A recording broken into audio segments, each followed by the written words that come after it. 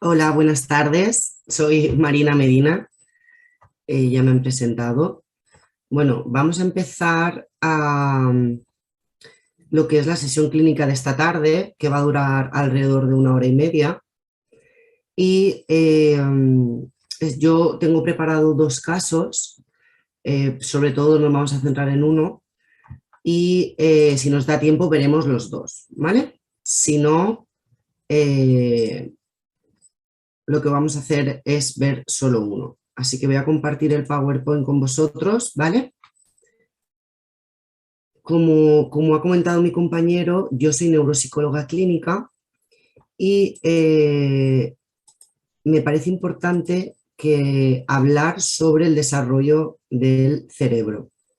Un segundo, voy a quitar de aquí la imagen. Vale. Entonces, ¿qué vamos a ver? Pues vamos a hablar rápidamente de lo que es el cerebro del niño, vamos a ver peculiaridades y, y vamos a hablar de algunas cosas importantes del bebé. Nos vamos a centrar sobre todo en el desarrollo del bebé. Y bebé, yo ahora mismo en esta ponencia lo voy a englobar de 0 a 12 meses, ¿vale? Porque en 1 hora y media no se puede ver todo. El máster de atención temprana, como ha comentado el compañero, es muy completo y ahora hay una nueva edición en Valencia, así que os animo a que os presentéis, a que hagáis el máster, porque es muy completo y práctico. Bueno, luego vamos a hablar también de lo que es la atención temprana, que aquí en España la atención temprana es la que se encarga de evaluar y tratar al niño y a la familia de 0 a 6 años, con prioridad de 0 a 4 y luego de 4 a 6 bajo criterio profesional, ya que aquí en España en su mayoría es gratuito para las familias. Luego hablaremos un poquito de la primera noticia, de dónde puede llegar esta primera noticia de una alteración en el neurodesarrollo. Hablaremos de la entrevista, que aunque el título de la sesión clínica se llame evaluación y tratamiento, no podemos hacer una evaluación sin hacer una buena entrevista a la familia. Ahora veremos cómo. Luego la evaluación con un caso, un bebé, bueno, dos bebés, a ver si nos da tiempo, y luego hablaremos del informe de resultados y el plan de intervención.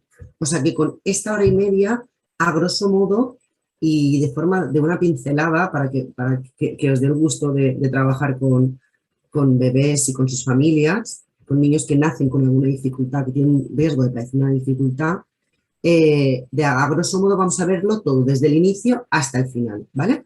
Incluso cómo podéis hacer un informe, que esto también es muy importante. Es decir, yo voy a hablar todo el rato de cómo se evalúa y de cómo esos datos luego los podemos llevar a un informe, ¿vale? Entonces, la neuropsicóloga, ¿no? Yo que soy neuropsicóloga clínica y también especialista en atención temprana, ¿qué es la definición de neuropsicología? Pues la neuropsicología lo que hace es comprender los procesos mentales superiores, que ahora veremos cuáles son, y las emociones, como resultado del funcionamiento nervioso, del sistema nervioso. Cuando estamos evaluando a los bebés, estamos evaluando que el sistema nervioso central esté adecuado. Luego lo iremos viendo a lo largo de los vídeos, tanto en niños sanos como en niños que han sufrido algún tipo de daño o alguna disfunción cerebral.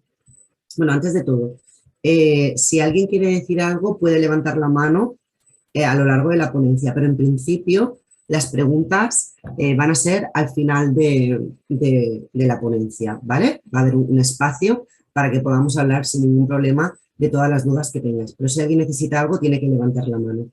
Vale, seguimos. Entonces, ¿cómo se relacionan las diferentes capacidades mentales superiores? ¿Y cuál vamos a hablar en este ratito? Las capacidades mentales superiores son las funciones ejecutivas, memoria, lenguaje comprensivo y expresivo, que normalmente luego el lenguaje comprensivo y expresivo hablamos de lenguaje, la media entre los dos, el rendimiento motor, que también lo separamos entre motricidad fina o habilidades perceptivo-manipulativas, que ahora veremos, y motricidad gruesa, que sería de lo que es del cuello para abajo, el tono muscular, motricidad gruesa, y la fina, que sería el movimiento y las acciones, habilidades manuales, y también en el bebé los seguimientos visuales, que luego también lo veremos, el rendimiento perceptivo y la atención. Pero como no tenemos tanto tiempo, nos vamos a centrar en habilidades perceptivo-manipulativas y el desarrollo motor del niño. Bueno, como he comentado, me parece interesante que podamos hablar un poquito del cerebro y simplemente voy a dejar aquí eh, 4 cositas importantes porque los profesionales que nos encargamos de esto nos llegan ya muchos informes médicos que tenemos que saber eh, leer qué pone, sobre todo, no, sobre todo una resonancia magnética, un electroencefalograma, que ahora también veremos lo que es. Entonces, hay 3 periodos álgidos de crecimiento cerebral que facilitan ¿qué? Pues los cambios cualitativos en la estructura cognitiva y además facilitan ese aprendizaje. La mielinización es súper importante. Ahora veremos también la sustancia gris y la sustancia blanca en el cerebro, ¿eh? Que como veis, aquí en la foto está indicado. Veremos también que cuando nos llegan informes de niños, con informes médicos, de que hay como menos sustancia blanca de lo que le toca por edad. Esto nos va a indicar que puede tener una alteración en el desarrollo y luego en la evaluación veremos dónde. Ya sabéis que el cerebro está constituido por 2 hemisferios y esos 2 hemisferios nosotros estamos contralateralizados, que quiere decir que nuestro hemisferio derecho rige la parte izquierda del cuerpo y nuestro hemisferio izquierdo rige la parte derecha del cuerpo. Estamos contralateralizados. Es decir, que si va a haber un daño cerebral al nacimiento, por ejemplo, que un niño nace con una hemorragia, ya desde el nacimiento en el parto, en el hemisferio izquierdo, va a tener dificultades posiblemente a nivel motor o perceptivo, habilidades perceptivo-manipulativas en el hemisferio contralateral. Entonces, ¿cómo están conectados estos dos hemisferios? Por el cuerpo calloso. Creo que veis la flechita. El cuerpo calloso es la estructura medial del cerebro que hace que se conecten los dos hemisferios. Ahora veremos por capacidades superiores, sobre todo a nivel visual, porque lo vamos a evaluar en el bebé, lenguaje y un poco de memoria, dónde están cada una de esas capacidades, entre comillas, en el cerebro. Y por eso es importante que estos 2 hemisferios se conecten bien. Su estructura está formada por la sustancia gris y la sustancia blanca. Y cada una tiene una función. La sustancia gris procesa la información que llega a través de impulsos nerviosos y la sustancia blanca lo que hace es manda esa información ya procesada a una región u otra. Por ejemplo, cuando vemos una botella de agua, ¿qué capacidades entran aquí? Pues el área visual. Luego también, si el niño ya tiene lenguaje y puede darle nombre, se va al área del lenguaje o a memorizar. Y todos estos inputs se van a una parte del cerebro u otra para saber ver y reconocer una botella de agua. Está formado el cerebro por 4 lóbulos, ¿vale? Que ya también lo veremos a nivel occipital, que es donde está el área primaria visual, que es lo primero, cuando vemos una botella va al área primaria visual, detrás, para reconocer esa botella. Todos los sentidos, menos el olfato, pasan por el tálamo, que es una parte del cerebro, que es la que rige un poquito y la que nos dice dónde tiene que ir. Y el área occipital primaria está en el occipital, que es la parte de detrás. Y luego también tenemos el área parietal y temporal, que es donde está el área motora, muy cerquita del área perceptiva. Por eso también vemos a niños que tienen dificultades motores y también a nivel de percepción y precisión visual a la hora de coger objetos, sobre todo en niños con PCI, parálisis cerebral infantil o con otro tipo de alteración, ya sea una hemorragia, un nacimiento o un traumatismo. En la superficie de cada uno puede distinguirse las áreas primarias y las áreas de asociación. No es lo mismo que tengas una alteración en el área primaria que en un área de asociación. Si tú tienes una alteración en el área primaria, por ejemplo visual, lo que vas a tener es una ceguera total. Pero si tienes una alteración en áreas secundarias o terciarias, pues lo que puedes tener es una anosognosia o una dificultad en reconocer objetos, o prosopagnosia, que es una dificultad en reconocer caras. Es decir, que es muy importante saber dónde está la lesión en el cerebro. Entonces, dejo aquí esta diapositiva un poco para ver la importancia que tiene la sustancia blanca y la sustancia gris, que ya hemos dicho lo que es. y una fotito del cerebro para diferenciar las diferentes áreas del cerebro.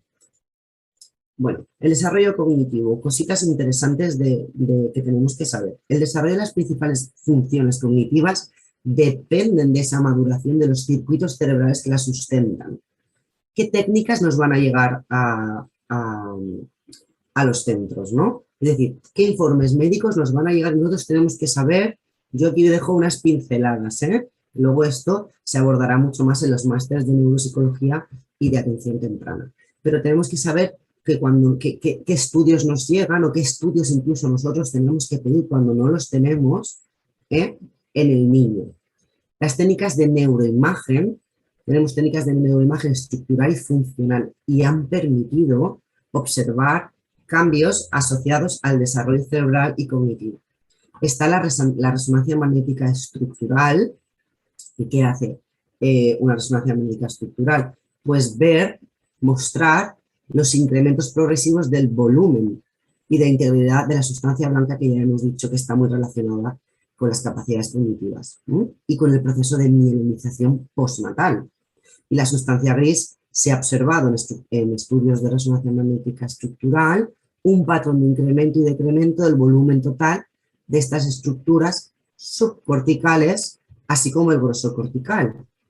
Luego también están los estudios de hecho, los estudios de la resonancia magnética estructural, sobre todo para niños que nacen con hidrocefalia, y luego les diagnostican macrocefalia, ¿no? Estos cerebros que están como más grandes de lo normal, presionando el cráneo. Esto lo podríamos ver en una resonancia magnética estructural.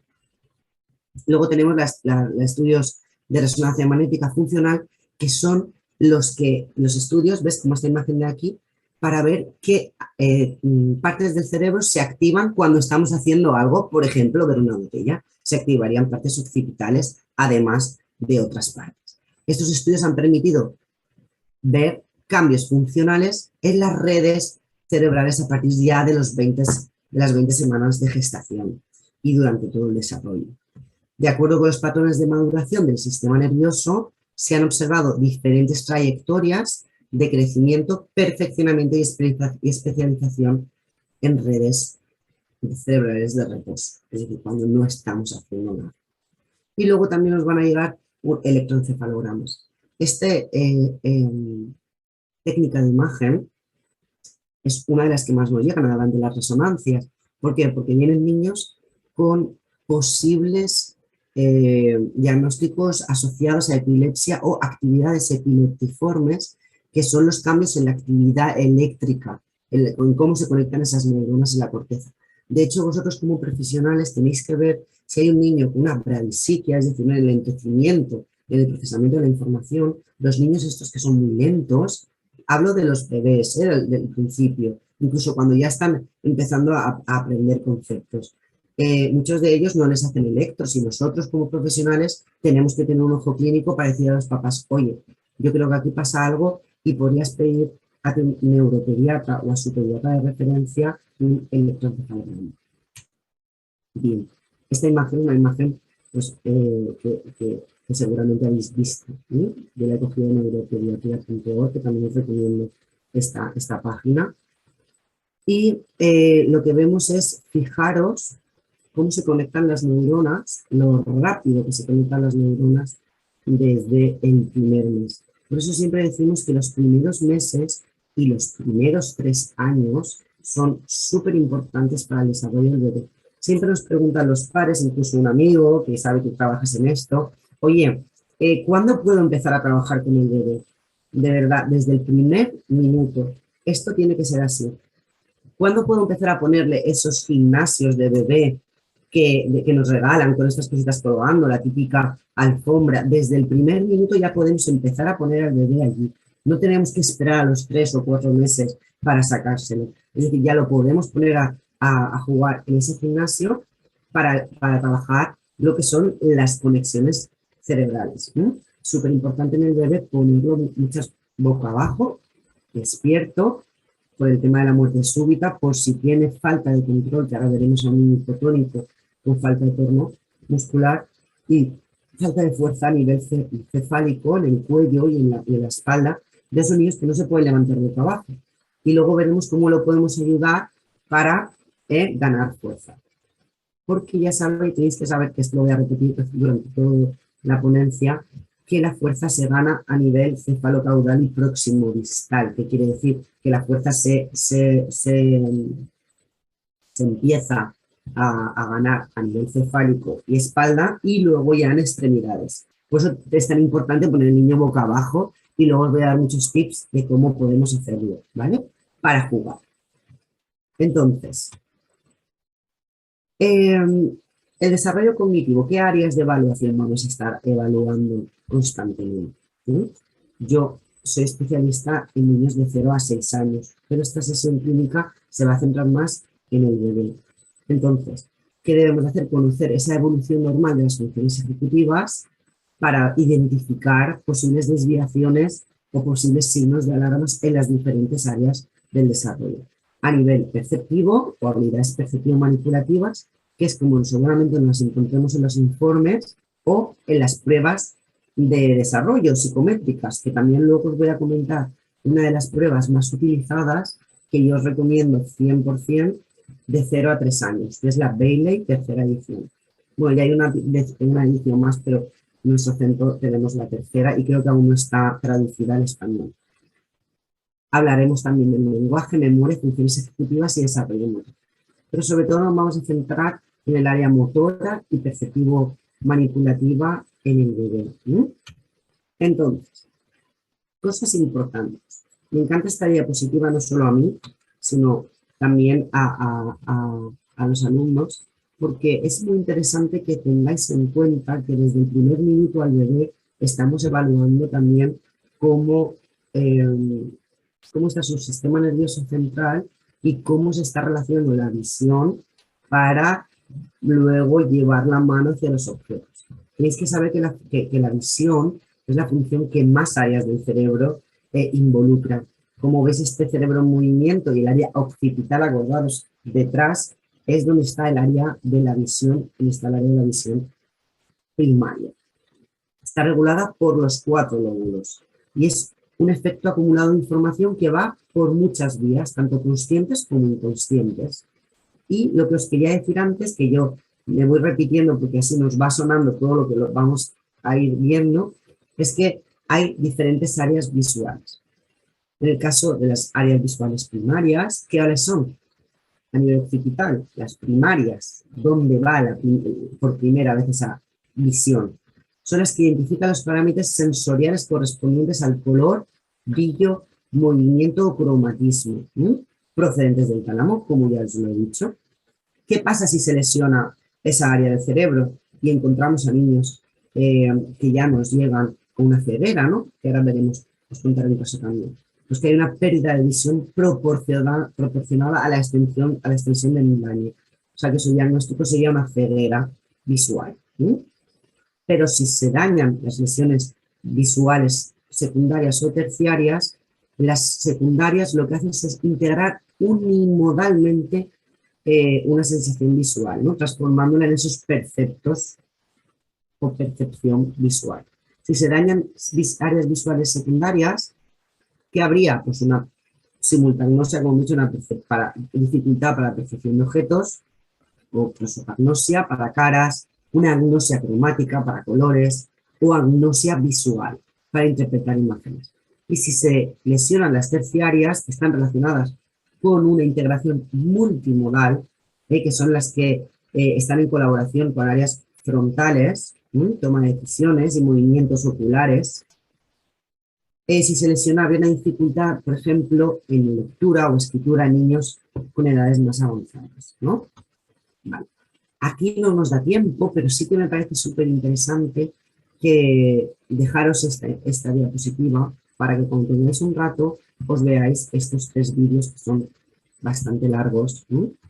Es uno muy interesante que es los bebés en reconocimiento de caras, de Dailymotion, dejo aquí el link. Otro que tiene que ver con la visión periférica también en bebés, y luego la visión binocular y lo que está mucho de moda ahora, que es el optometrista, y de Susan Barry. O sea, son 3 vídeos súper interesantes que os dejo aquí para que lo veáis. Esta imagen, como veis, nos demuestra lo que acabamos de decir, ¿no? Que el cerebro está contralateralizado, es decir, el ojo derecho lo percibe el hemisferio izquierdo y al revés. Y aquí está una imagen bastante completa de lo que es la vía visual, es decir, desde que vemos una imagen hacia donde se va al área occipital detrás para ver la imagen. Bueno, seguimos. ¿Qué vamos a ir evaluando en los bebés? Vamos a ir centrándonos porque luego cuando veamos esta evaluación ya vamos a ir recordando lo que hemos hablado hasta ahora. Esta diapositiva también es muy completa. Yo abajo siempre me gusta poner algunos juguetes que nos van a indicar un poco cómo tenemos que evaluar y tratar. Porque mientras evaluamos, también estamos diciendo a los papás cómo pueden luego ellos tratar y nosotros también podemos identificar sus puntos fuertes y sus puntos débiles. Pero antes de seguir, hay que saber cómo es el desarrollo del sistema visual. Así que en el recién nacido, si nos llegan niños recién nacidos o a veces nos llegan niños con días o con meses, sobre todo a centros públicos, que es donde trabajo yo, y ya bien directos casi del hospital al centro de atención temprana. Tenemos que saber que el recién nacido tiene una visión limitada y lo que ve claramente es pues a unos 20-30 centímetros. Mirad, estas tips que ponen aquí abajo, estas targets visuales que se llaman, son en blanco y negro porque los niños a las primeras semanas e incluso a los primeros meses, puede hasta los 2-3 meses, lo que van a percibir son imágenes blancas y negras. De hecho, veréis muchos juguetes como estos, creo que veis la fecha, yo creo que sí, como los de debajo de los 3 meses, que tienen blanco y negro. Los juguetes ya están hechos con estudios previos para saber cuáles son los colores que más ven los niños. En su mayoría los niños ven blanco y negro, o sea que vosotros no hace falta que os compréis nada, podéis coger una cartulina, separarla por líneas de derecha a izquierda, de arriba abajo y hacer cuadraditos blancos y negros para luego, que luego lo veréis en el vídeo, para hacer los seguimientos del niño para ver cómo está el sistema nervioso central y el sistema visual en niños, en bebés, para ver los seguimientos visuales hacia la derecha o hacia la izquierda. O para ver el seguimiento visual 180 grados que también se valida. Así que, si no, también decís, ¿por qué no lo mira? Hay niños que también os recomiendo que si no veis que no lo hace con eso, que tengáis preparada una pelota roja, porque también el rojo es otro color entre uno y otro que pueden hacer esos seguimientos mejor. Así que esto que os digo no solo es para evaluar, sino luego también para tratar, para el tratamiento. Entonces, que perciben el blanco y el negro y el rojo y las sombras en gris. La concentración de los niños tenéis que saber, y esto está en todas las evaluaciones psicométricas, ¿vale? Que es una evaluación psicométrica, que yo intuyo que lo sabéis, pero si no, ¿qué es?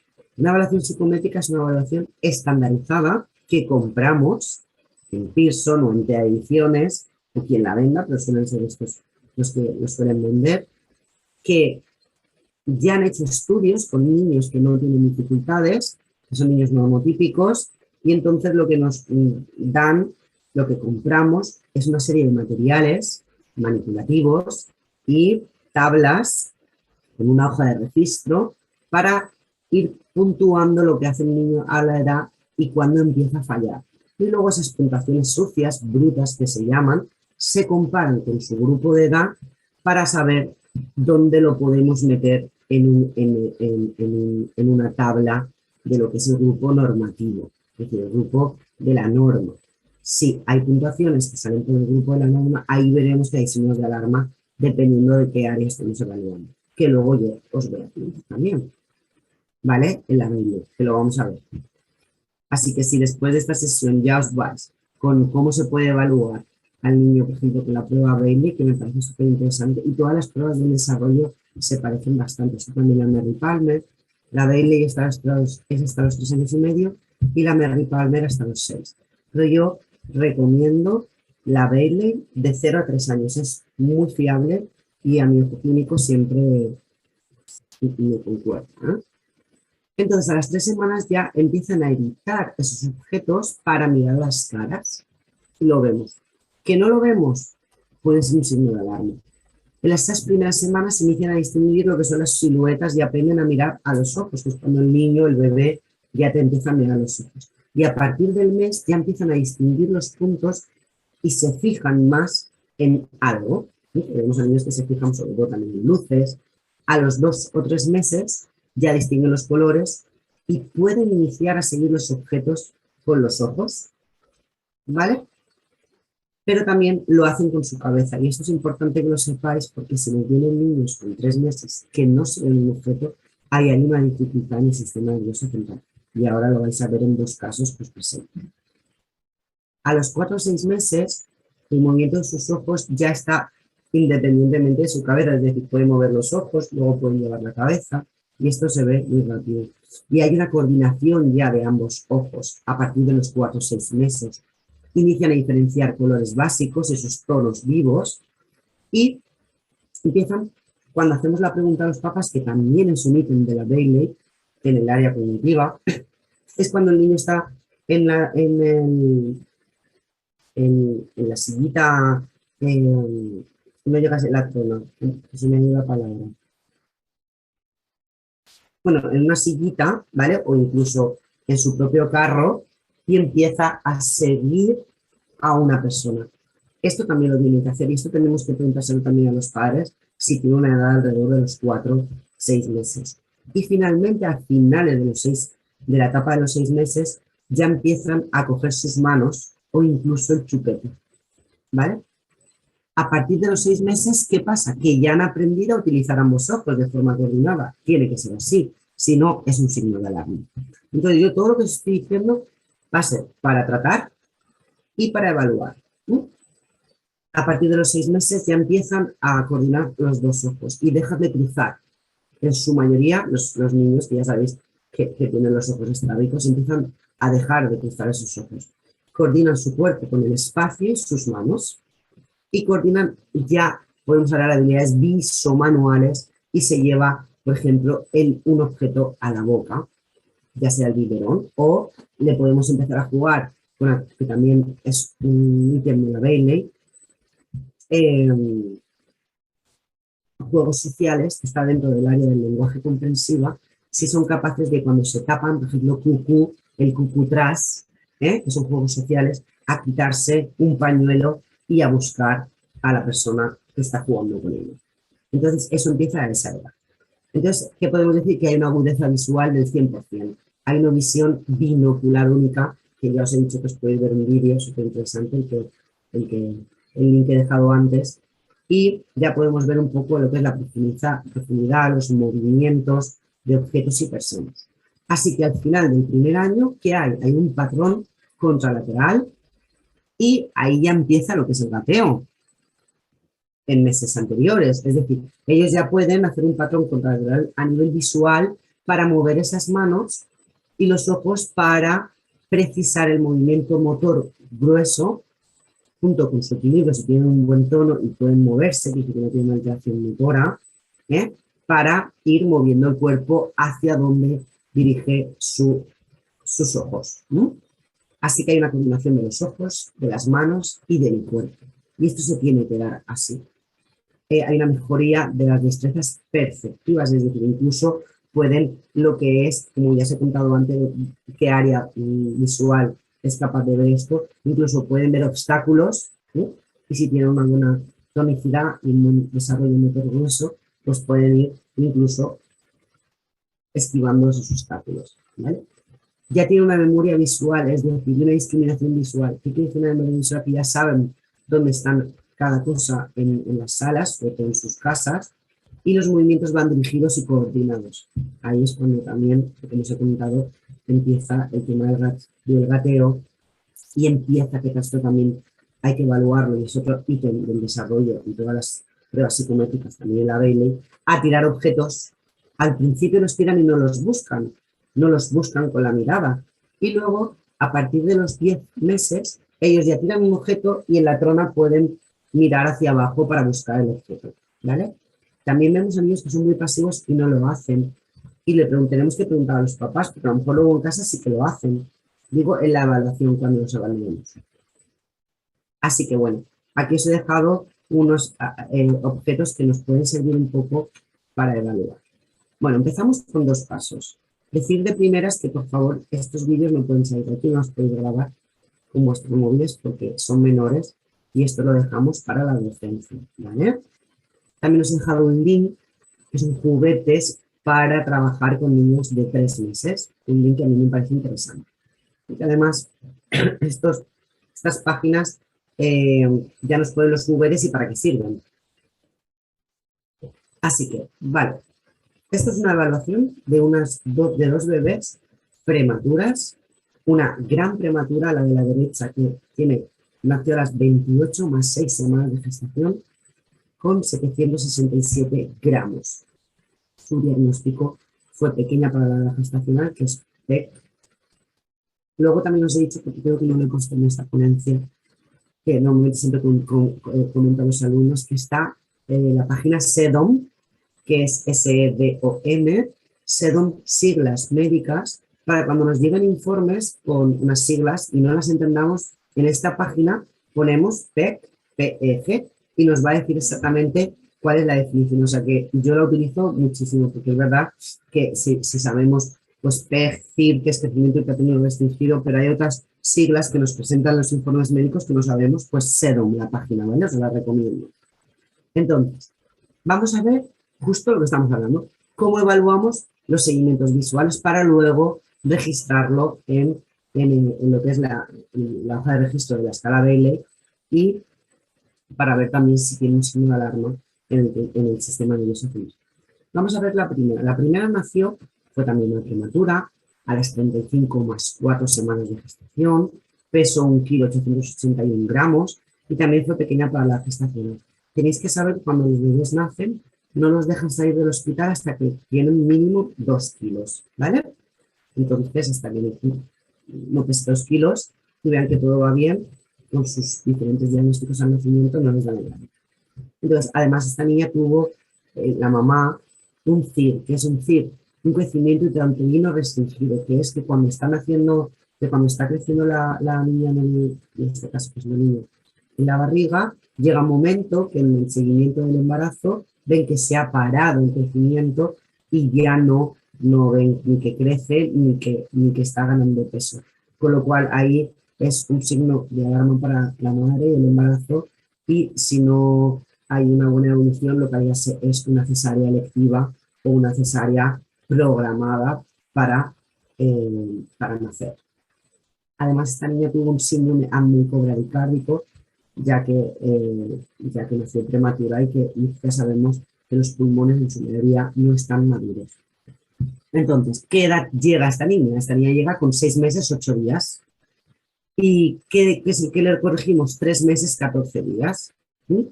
Así que, ¿qué es la edad corregida? Pues la edad corregida es la edad que nosotros tenemos que restar de lo que tendría que haber nacido y evaluamos y exigimos a los bebés que nos lleguen respecto a su edad corregida. Es decir, aunque tenga 6 meses, 8 días, nosotros evaluamos y exigimos en su edad corregida.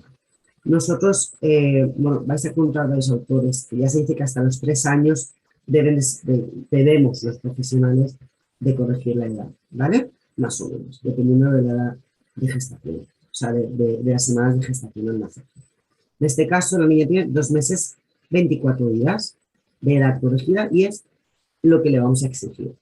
No pongo sonido porque os voy a ir contando. Mira, ¿veis? Esta tarea, lo que estoy haciendo es, perdonad, me parece importante que sepáis que cuando tenéis que evaluar a un niño, lo evaluáis en varias posiciones. Boca arriba, supino, decúbito supino, prono, boca abajo, ¿vale? Y en sedestación, que sería sentado, provocando un poco la sedestación porque estos meses no tienen por qué sentarse, para ver los seguimientos visuales o habilidades visuales perceptivas. Así que, ¿qué vamos a poner al niño? Lo vamos a poner boca arriba, con la cabeza en línea media. Nosotros, si no, se la tenemos que poner en línea media es como partir al bebé por la mitad, ¿vale? Y ponerlo en línea media. Siempre que vamos a evaluar a los bebés, siempre acordaos que tenéis que ver que tanto un hemiscuerpo como el otro hagan lo mismo. Es decir, que lo mismo te haga una mano que otra. No se puede quedar una mano sin hacer nada o una pierna, porque entonces puede que haya algo a nivel cerebral. Entonces, en línea media, como veis ahí, contáis unos segundos, porque también es otro ítem. Como os he contado antes, el tiempo en el primer mes es de segundos, pero luego ya pueden estar 5 segundos mirando un objeto sin perder la atención. Entonces, 5 segundos y lo que hacemos es ver que se vaya hacia la derecha y hacia la izquierda o que haga un rango de 180 grados a nivel visual. ¿Vale? Vamos a ver esta peque que tiene bastantes destrezas, ¿sí? Como incluso ya empieza a llevar un poco hasta la mano hacia el objeto. O sea que está más cerca de su edad real que su edad corregida. ¿Sí? La peque está muy bien, esto se le dio el alta muy pronto. Y luego vamos a ver la otra gran prematura, de 28 más 6, que además de que llegó muy cansada y que sus primeros meses después de estar hospitalizada, como 3 meses o así, estaba muy cansada, era una niña muy pasiva, muy pasiva. Y además tenéis que ver que casi tienen la misma edad de evaluación, que están alrededor de los 2 meses. Aunque es verdad que se iban un mes de edad corregida, pero veis que la niña gran prematura tiene los brazos hacia arriba, prácticamente se mueve muy poquito, las piernas no se extienden ni se mueven con tanta actividad como se está moviendo esta primera. Volvemos a ver el vídeo de la primera, que veis que las manos también van hacia el objeto, con lo cual estos seguimientos visuales están muy adecuados. Vamos a ver ahora la otra, la gran prematura. ¿Sí? Lo mismo, evaluamos con la target y para que la mire, la niña la mira un poquito, pero está muy cansada. Esta pequeña tardó mucho tiempo en hacer las cosas, pero ahora también está súper bien. Hay que despertarla un poquito. También tenemos que tener en cuenta el momento de evaluación. Y veis cómo ella lleva los ojos, pero no lleva lo que es la cabeza. Incluso casi se duerme. Pero para que veáis un poco la diferencia entre una niña y otra, que no hace un seguimiento adecuado. Además, esta niña tiene una plagicefalia muy importante, que es un aplanamiento total a nivel occipital, que luego se le corrigió, la verdad, pero era una de las plagicefalias que hemos visto más acusadas en niños. Entonces, como veis, estos seguimientos visuales pues no son adecuados, ¿no? Vamos a ver ahora al niño evaluado en sedestación. Al niño evaluado en sedestación sentado en habilidades visuales y percepción manipulativas, que es depende de donde estamos, pero en este caso un síndrome de Down con un tono muy bajo, es decir, con una hipotonía, hipo que es tono bajo, que le dificultaba estar sentado a la edad que le tocaba, con lo cual yo le he sentado en una silla que se llama Dumbo, que es súper guay, la verdad, para el tema de evaluación y tratamiento, y además se pone y se quita esa mesa y para poder trabajar, ¿no? Para provocar la sedestación sentado. Y para que veáis un poco cómo él precisa, que prácticamente los dos niños tienen alrededor de un año, ¿no? Un poquito más el de la derecha, más o menos, para que veáis cómo precisa el niño con síndrome de Down, cómo precisa, veis, la mano en el plano sentado.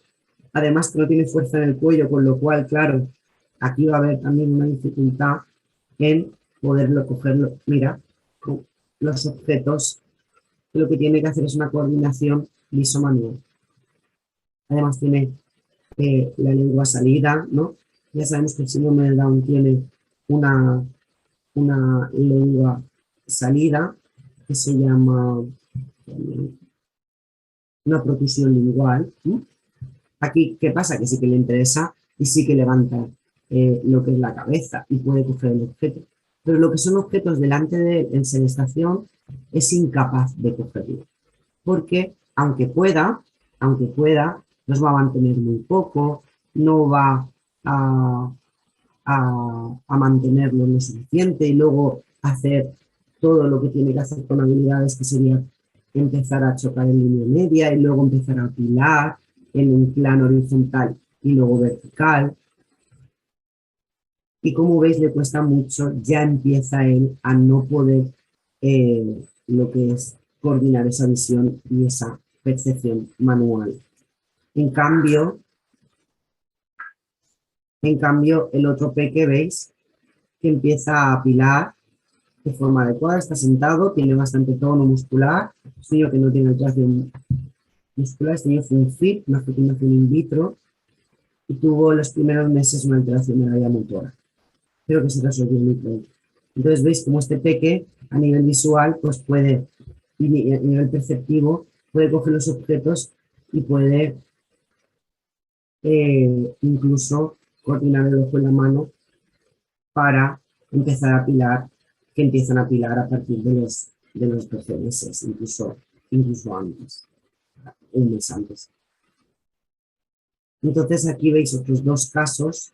En el caso del segundo no habría que trabajar habilidades perceptivo-manipulativas y en el caso del primero pues habría que enseñarle lo más básico, que es a coordinar el ojo y la mano en los diferentes planos. En sedestación, aquí también sentado arriba, hacia la derecha y hacia la izquierda, para que empiece también a conectar esas neuronas, porque todo lo que hagan de forma activa, que no pasiva, pasiva que sería que se lo pusiera yo en la mano, es mucho mejor para que su cerebro se conecte.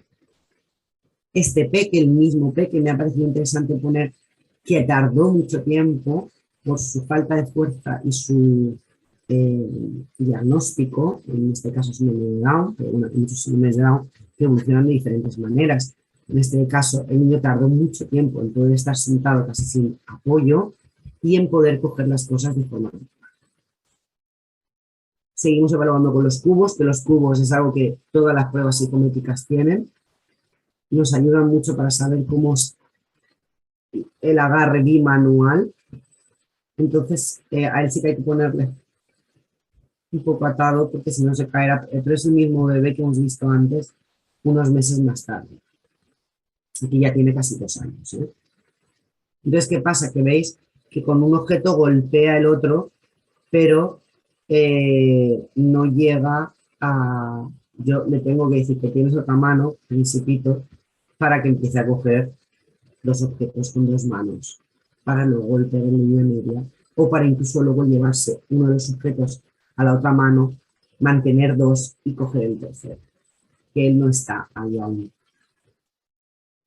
Entonces, este peque tiene por lo menos 8 o 10 meses de retraso y lo que vamos a trabajar con él sobre todo es que empiece a coger las cosas de forma adecuada, que utilicen las 2 manos. Acordaros que en tratamiento con los niños, cuando están sentados y también se pueden decir a los papás, las 2 manos tienen que estar encima de la mesa en sedestación. Y aquí vemos cómo precisa con las manos un poco a nivel viso-manual para coger objetos, que aún le cuesta el control cefálico. Esto es otro vídeo. No. Otro vídeo, ¿vale? Que ya inicia a golpear, que esto es otro de los ítems que tienen que hacer, a golpear los objetos en la mesa. De hecho, esto es una fase que vemos en niños con retraso. Mira, ¿ves? Ahí empieza a golpear en línea media. En esta evaluación ya empezó. Vemos niños con retraso que se quedan en una etapa de golpeo en mesa para explorar los objetos y no los exploran de forma adecuada. Entonces, hemos visto rápidamente lo que es todo el sistema visual, habilidades perceptivas manipulativas, que luego veremos una evaluación completa, ¿vale?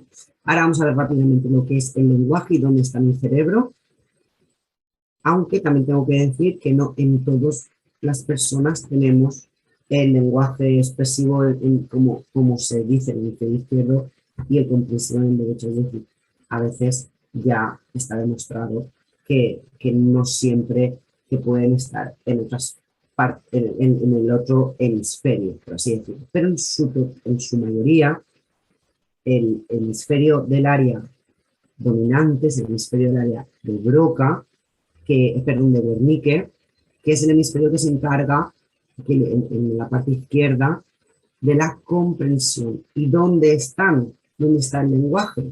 Pues el lenguaje está en áreas frontales, ¿vale? Y a nivel temporal. Entonces, el desarrollo de los sistemas lingüísticos dependen también de esa interacción con otras redes funcionales responsables de habilidades como el procesamiento motor para el tema orofacial, para el tema del habla, porque necesitamos, de hecho, en el habla hay muchísimos músculos implicados. También tenemos que tener un tono adecuado para hablar. ¿Sí?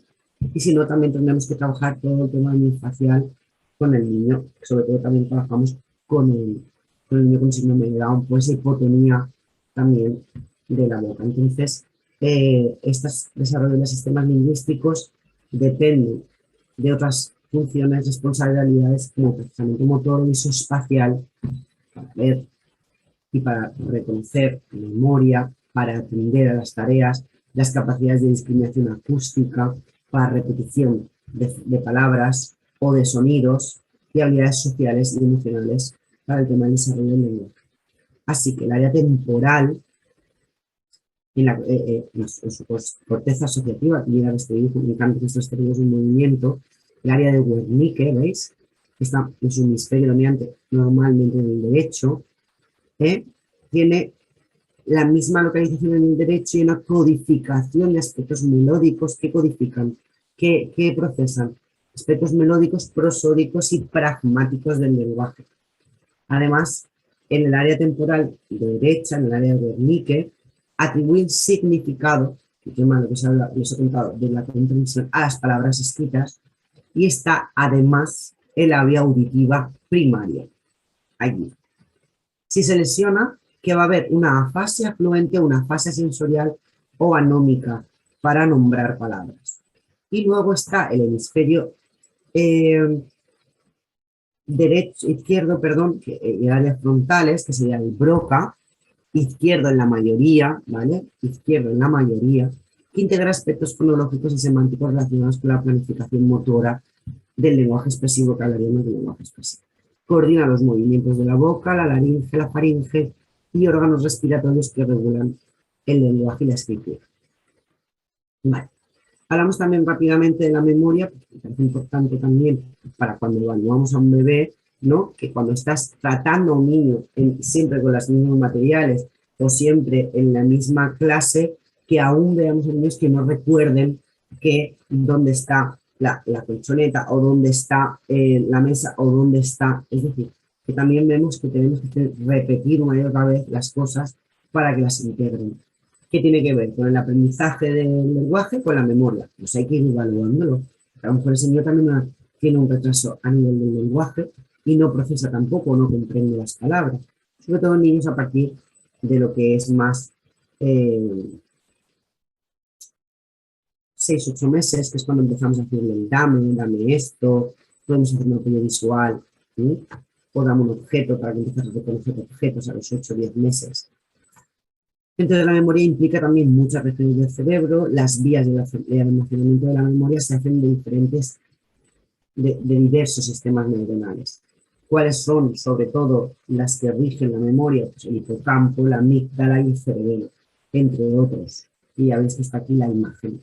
El hipocampo es el que deposita a nivel temporal la memoria a largo plazo. De hecho, ya se vio en estudios que los taxistas de Londres se veía que su hipocampo era más grande en un estudio de hace muchos años. Os recomiendo que lo veáis. Y las funciones ejecutivas. Las funciones ejecutivas, aunque no nazcamos con funciones ejecutivas como tal, se van desarrollando a partir, durante los primeros meses y se consolidan en la edad adulta, o sea, los primeros años. Pero los primeros años son muy importantes para la consideración de estas funciones ejecutivas. ¿En qué se encargan? Yo siempre pongo la imagen aquí de que es el que lleva la batuta, ¿no? Es como el lóbulo frontal que lleva la batuta de esas actividades mentales complejas necesarias para planificar, para organizar, guiar revisar, regularizar y evaluar el comportamiento para adaptarse al medio. Pero bueno, como simplemente lo voy a dejar aquí, pero nos vamos a encargar y vamos a ver más otras áreas del tema. Entonces, la atención temprana, que ya se ha dicho lo que es. ¿De dónde puede llegar la primera noticia a una familia que tiene un niño con dificultades? Y he querido dejar aquí un poquito unas imágenes de lo que son las salas de atención temprana o trabajo con niños, por si tenéis algunas ideas o estáis pensando en montar algún centro, para que veáis un poquito cómo podría ser una sala, en este caso de fisio, donde vemos las escaleras, para trabajar todo el tema del equilibrio, tenemos el espejo en la primera foto y estas cojines pegados a la pared para trabajar todo el tema de empezar a ponernos de rodillas o luego para pasar a de pie, y aquí sobre todo evaluamos en estas colchonetas a los bebés. Y luego veis en las siguientes fotos la línea elevada para el tema del equilibrio o los círculos que os lo he puesto ahí para que sepáis que para trabajar los saltos que es un hito motor grueso tan importante para los niños con sobre todo falta de equilibrio, que suele tardar mucho tiempo en empezar a saltar de forma adecuada. Bueno, pues esta es una imagen, esa es otra imagen de salas de lo que son estimulación, de terapia de estimulación o logopedia, que sepáis que tienen diferentes, y si queréis montar un centro, que hagáis diferentes espacios en las salas, uno de juego simbólico, otro de juego mesa pequeño y otro de colchoneta, ¿vale? Con espejos, si puede ser, para trabajar todo el tema de las praxias. ¿Veis aquí la silla Dumbo, la azul? Esta es la que os he dicho antes, que nos encanta. De hecho, cuando la ven muchos padres la quieren comprar, porque muchas veces no es necesario. Vale. Y eso es una sala multisensorial para trabajar con el niño basal. Basal, que son niños sobre todo con PCI, o niños con alteraciones sensoriales, niños con trastorno espectro autista, con otro tipo de trastornos, que tenemos una sala multisensorial para trabajar con ellos. Entonces, la sala multisensorial trabaja a nivel de los sentidos. Tenemos, por ejemplo, la cama de agua con las fibras ópticas para el tema del sistema vestibular. Las fibras ópticas las ponemos a niños encima del cuerpo para que intenten quitárselas. Luego vemos aquí el tubo de burbuja, que abajo tenemos los pop-up, juegos pop-up, que lo aprieta y sale de color de burbuja, de color rojo las burbujas, o de color azul. Y luego el tema de, para el sistema del equilibrio vestibular, la hamaca, que es la foto de arriba a la derecha, y luego también una piscina de bolas. Todo esto es para trabajar con niños con dificultades a nivel sensorial, de integración sensorial. Muy rápido porque tenemos poco tiempo y ahora en media horita vamos a ver el caso. Entonces, la primera noticia puede llegar desde el nacimiento, directamente del hospital. No es lo mismo que os llegue una familia desde el hospital con una alteración que el seguimiento del niño sano en el pediatra le han dicho que tiene una alteración y entonces llega al centro. Yo creo que es importante, muy importante que lo tengáis en cuenta. Y os dejo aquí esto, que es un libro que lo podéis descargar gratuito de la mitad de la Comunidad Valenciana, creo que es, ¿no? O, bueno, lo podéis descargar en la GAT. También os he puesto aquí los links para descargar. Es un libro que se escribió, es muy interesante, que se llama La Primera Noticia, ¿vale? Para profesionales. También puede llegar la primera noticia de una escuela infantil que no se han dado cuenta los padres o veían algo, pero bueno, ni tampoco el pediatra no se mete en un sano, llega al colegio y le dicen que tiene una alteración. O a nivel familiar, que un papá, o sea, que un familiar o un amigo te diga que ve algo en el niño, o en el pediatra, como he dicho, que ve una alteración. Aquí en España, el pediatra cuando ve una alteración está obligado a derivar al centro de atención temprana y a neuropediatría, que es el neurólogo especialista en pediátrica en niños, que es el que le va a enviar las pruebas, como hemos visto antes, las resonancias, los encefalogramas, para ver si tiene una relación, su retraso en alguna técnica de imagen. Y también aquí en el psiquiatra infantil, o a los 2 o a los 3, dependiendo de lo que vean. Y luego os dejo aquí También el libro Blanco Atención Más, que lo podéis descargar gratuito para que lo podáis leer. ¿Sí? Y esto es un poco sobre el libro de la primera noticia. Entonces, importante como profesionales, ¿qué tenemos que hacer? ¿Yo qué hago? Siempre que voy a dar una cita, porque soy yo la que le doy, la cita, hablo un poquito con el papá, bueno, trabajo en un centro público, con lo cual a mí me llegan los expedientes ya de consellería, pero los llamo y que sepáis que las primeras citas, los papás es muy interesante que traigan todos los documentos, ¿vale? Documentos, no documentación, que esto del principio es porque trabajamos en un centro público, pero también, sobre todo los informes médicos. Tú le tienes que pedir la cartilla naranja de vacunas, que, bueno, lo que me llaman vacunas, que es naranja, perdón, que es donde te pone pues mucha información del parto, incluso información de la edad de gestación, el APGAR, el peso, el perímetro craneal, incluso datos del embarazo y la madre, ¿vale? Que te la traigan, porque así le puedes echar un vistazo y puedes ver algo. Y sobre todo, si pueden y se le han dado, el informe al alta hospitalaria al nacimiento, es decir, cuando salió al hospital, el informe que le han dado al niño y a la madre. ¿Por qué? Porque en un momento tú puedes evaluar, yo también como hago las evaluaciones. Yo primero le digo a los papás que los voy a saludar, pero que me voy a centrar en el niño. Los papás siempre están dentro de la evaluación. Que me voy a centrar en el niño y que voy a evaluar a los peques y que luego ya hablo con ellos. Así después ya el nene ya está cansado y se puede quedar durmiendo o comiendo, o si ya anda, pues jugando por la clase. Y en ese momento yo, en la entrevista, voy hablando con ellos y puedo eliminar el informe, porque a veces los papás no te dan toda la información que tú quieres.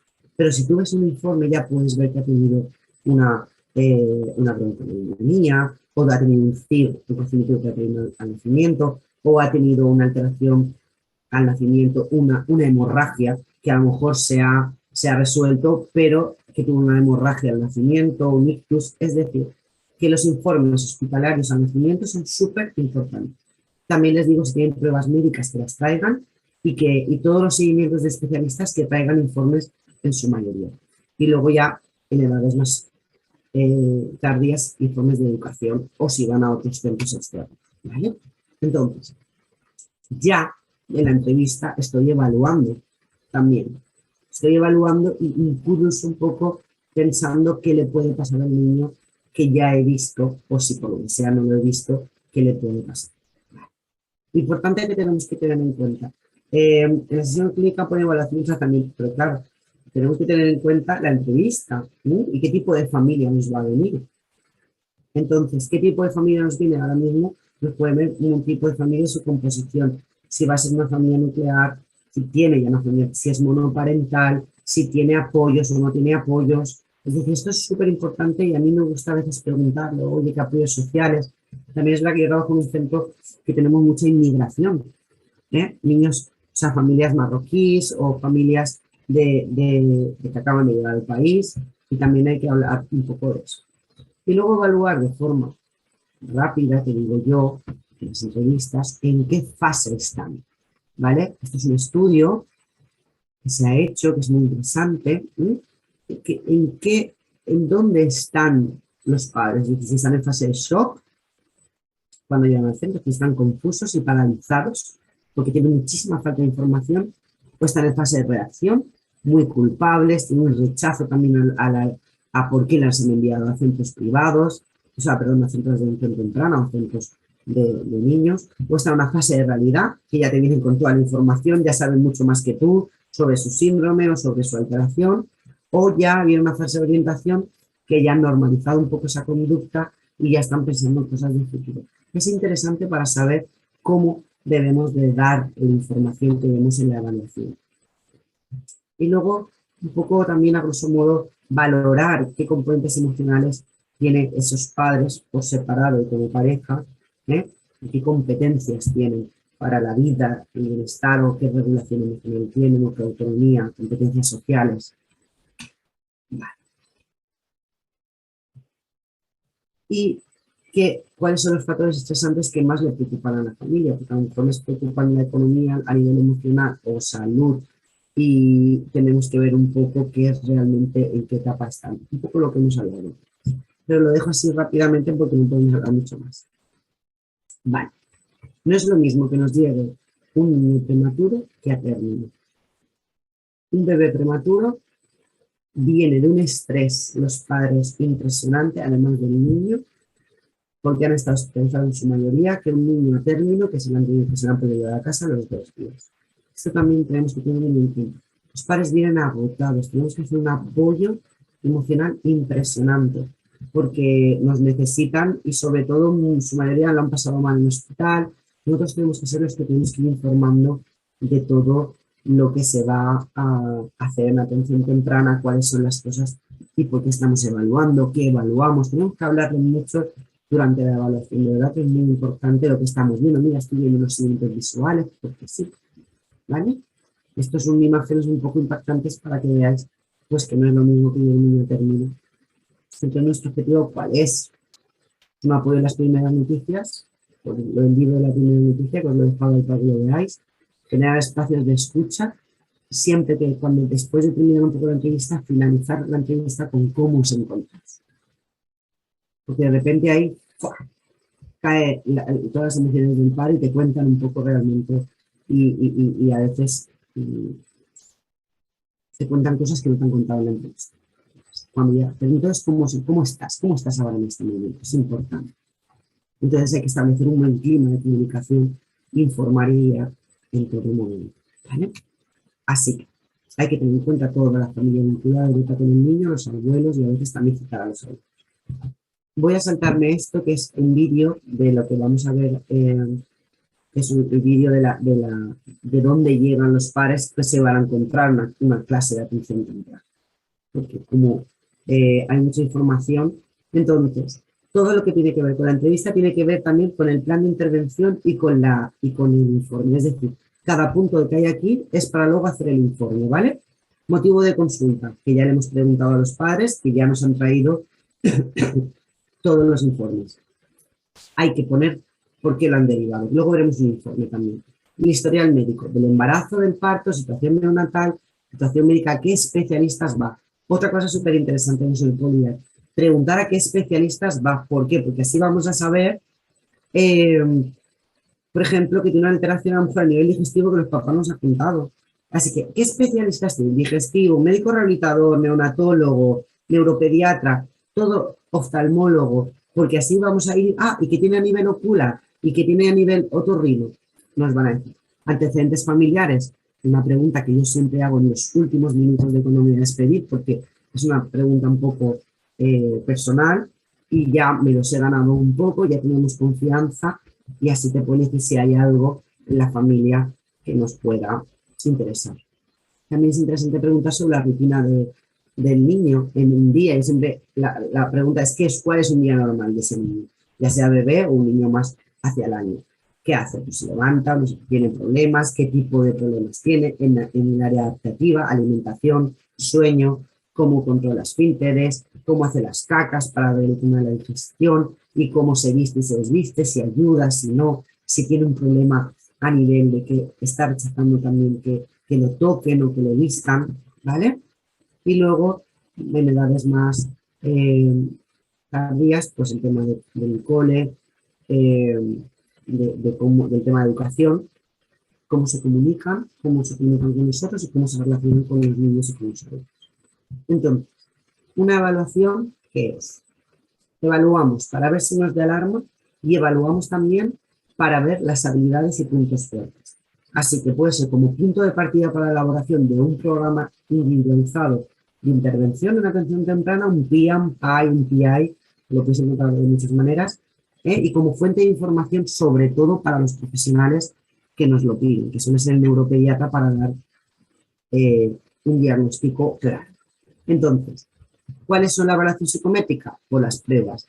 En mi caso me voy a centrar en la Bailey, ¿vale? Pero está la Mary Palmer y para edades más posteriores, que lo voy a dejar aquí ya que estaba, de otra ponencia, Whipsey, McCarthy, que es para el tema de pruebas de inteligencia, Plon y Paisel para el lenguaje, NEPSI, que es una prueba para neuropsicológica súper completa, BRIEF, que también es para la función ejecutiva, perfil sensorial y AROS y ADR, que son específicas de autismo.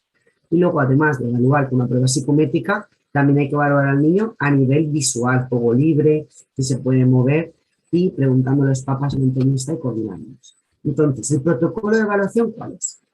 El protocolo de evaluación es de 0 al año cada 3 meses se tiene que evaluar para ver esas alteraciones. A partir del año cada 6 y a partir de los 2 años cada año. ¿Vale? Ese es el protocolo de evaluación. Entonces, la escala Bailey, que es esta que os quiero dejar aquí, que hay mucha información, no la voy a leer toda, simplemente dependiendo de la edad del niño, tardaremos un tiempo u otro, y lo que permite es ver esos puntos fuertes en todas las diferentes áreas, en el área cognitiva, en el área del lenguaje, comprensión y expresión, que lo separa, da puntuaciones escalares y luego una puntuación compuesta, y motora fina y gruesa, ¿vale? Luego también hay entrevista a los papás, pero yo aquí no le he emitido. Es para evaluar el área sociocomunicativa y aptitud. Entonces, aquí también durante la evaluación, calidad de escucha. Porque los papás aquí, mira, pues esto lo hacen en casa, pues esto no. Entonces, hay diferentes escalas, la escala cognitiva, comunicación comprensiva y expresiva, motricidad fina y gruesa. Y cada una, dependiendo de la edad, evalúa una cosa u otra. Pero nos vamos a centrar en el bebé y como vamos a ver una evaluación, os voy a explicar qué estoy evaluando en cada área. Simplemente os dejo aquí una imagen, que sepáis que son ítems que nosotros vamos viendo, dependiendo de la edad de niño, empezaremos por un número o por otro, y la propia prueba nos dice qué material tenemos que utilizar y cómo se puntúa, si lo hace o no lo hace. Vale, 0 y 1. Muy un poco rápido, pero así lo vemos todo. Y esto es una imagen simplemente de la hoja de registro, ¿vale? Donde vamos a ir registrando qué hace y qué no hace. Y cuando ya puntúa 0 ceros, 5 ceros consecutivos, paramos la prueba y sumamos lo que nos ha dado, ¿vale? Y si al principio hay algunos ceros donde hemos empezado, pues tenemos que empezar en la letra anterior porque quiere decir que no está en su edad y que tenemos que ir hacia atrás hasta que tenga 3 unos consecutivos, sin fallo, ¿vale? Entonces, esto es una hoja de registro y este es el material. También os he dejado aquí en el YouTube, que está en inglés y en alemán, por si queréis ver una prueba entera de la Bailey y el material. Vamos a ver al caso. El caso es síndrome de Down, con que no es el mismo, es otro, ¿vale? Que me llegó hace poquito. ¿Veis? Aquí veis el informe, así también podéis tener un informe, motivo del informe, quién deriva y por qué, los datos del embarazo, del parto, fue controlado. Lo que pasa es que esta familia venía de Colombia y llegó ya embarazada a España, ¿vale? Y nació a las 37 semanas, pesó 2 kilos 390, una amper de 9 días. Y el juicio diagnóstico al nacimiento, han levantado la mano por ahí, pero bueno, no sé si lo veremos ahora o dentro de un poquito porque van a ser el momento de preguntas. Tuvo al nacimiento un ductus arterioso permeable. Bueno, los papás se enteraron que era síndrome de Down justo cuando nació, ¿eh? Antes no sabían que tenía síndrome de Down. Pero ya a nivel fenotípico lo vieron, hicieron las pruebas y se vio. Y tenía un FOP, que es un foramen ovar permeable a nivel cardiológico. Le habían solicitado ecografías transfronterales, abdominales y cadera y estábamos a la espera de esa realización. Entonces, la prueba que nosotros pasamos, que es la Bailey, ¿veis? Tiene 2 meses, 7 días en el momento de la evaluación y la prueba nos arroja una edad de equivalente en meses. Es decir, que teniendo 2 meses, 7 días, a nivel cognitivo estaba en 1 mes, 10 días. Ahora veremos por qué. En el lenguaje comprensivo y expresivo estaban 2 meses, 10 días en comprensión, 20 días en expresión. Ahora veremos por qué en los vídeos.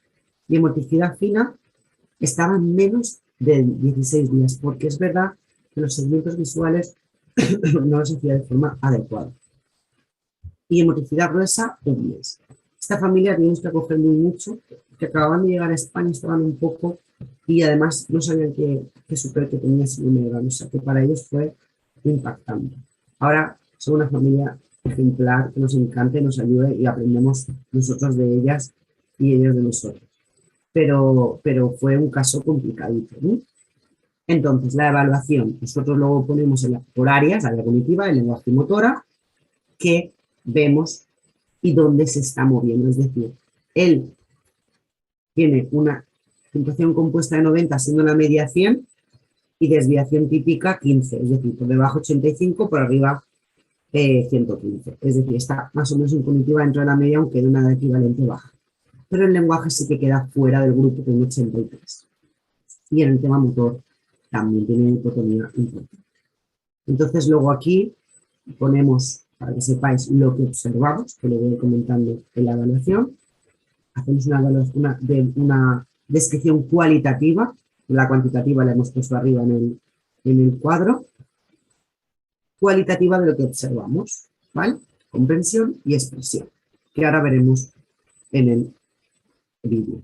Y luego cogemos una parte del área motora específicamente para ver que vemos en todos los planos, como os he dicho, boca arriba, boca abajo, esa estación, y luego movilidad activa, es decir, qué hace el niño y qué no hace él solo, simplemente a la observación. Y en movilidad pasiva, ¿no? Las interacciones posturales, que es algo muy importante que tenéis que tener en los informes, que en este niño vemos posturas inmaduras secundarias a hipotonía, y en el tono muscular su diagnóstico es este, hipotonía general. Por eso el balance articular es un aumento del recorrido. Así que en conclusiones decimos que este niño tiene un retraso en todas las áreas del desarrollo y que por eso necesita estimulación y fisio, ¿vale? Entonces, ¿qué evaluamos? Evaluamos los diferentes reflejos, que ahora vemos, muro, marcha, búsqueda, tónico asimétrico cervical y el presión palmar y plantar. Vamos a ver uno de los vídeos. ¿Vale? Hay unos cuantos vídeos. Mira, aquí lo que estamos haciendo es seguimientos visuales. Es verdad que estaba la mamá y la miraba mucho. ¿Qué evaluamos aquí? Pues los seguimientos visuales. Es decir, este niño, a pesar de que tiene un tono muy bajo, una hipotonía, se mueve bastante, la verdad. ¿Veis que aquí volvemos a la cara, a línea media? Lo que os he contado antes, que tenemos que ir a línea media. Y tenemos que tener una evaluación óptima porque en este caso su madre estaba detrás, con lo cual hemos tenido que mover. ¿Por qué lo movemos? Por esto. Lo que estamos haciendo aquí es simplemente observar al niño cómo se mueve y cómo hace los seguimientos visuales. A pesar de que los llega a hacer en un momento, son muy de baja calidad. Es decir, no llega a mirar bien los objetos y a realizarlos de una manera. Y aquí ya vemos, mira, veis que está intentando ponerse de lado. No llega a hacer volteos, casi con 3 meses que ya podría empezar a hacer volteos. Y, ¿veis? Volvemos en línea media. Esta es la fisio, ¿vale? Que está evaluando. Y veis aquí con el sonajero, aquí lo que estamos viendo a ver cómo responde a nivel visual y a nivel auditivo. Entonces, lo que esperamos de él, ¿qué esperamos? Esperamos que se oriente a nivel sonido, que lleve la cabeza hacia el sonido y a nivel visual también que haga un rango visual en todas las... a nivel 180 grados. Pero este peque suele mantener la cabeza hacia un lado, no llega a tener tortícolis, que podría tenerla, un principio de tortícolis, pero llega a movilizar la cabeza él solito. Mira, ¿veis aquí cómo hace el seguimiento? Se queda en línea media y no llega a terminar de hacer el... Y veis mi compañera que está anotando, esto es para ver si va aumentando en ítems de la Bailey para luego compararlo con su grupo de edad. ¿Sí? Aquí lo que hacemos es ponerlo para ver cómo mueve las piernas y la cabeza, porque mantenía la cabeza hacia un lado y queríamos ver si realmente tiene tortícolis o la mueve de forma espontánea y la mueve de forma espontánea. La verdad que este niño, a pesar de que tiene hipotonía, tiene bastante movimiento. Se mueve mucho. Entonces, lo que hacemos aquí simplemente a veces es mirar qué hace y qué no hace y cómo son la posición de las piernas y de los brazos. En este caso, el peque tiene una talla baja. Es un niño que tiene una talla baja. Entonces, volvemos a los seguimientos visuales, como veis.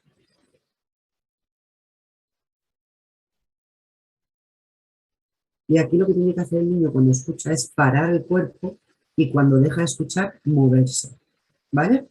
Es decir, si tú a un niño le estás dando un sonido y no se para, sigue moviéndose, ahí hay una alteración.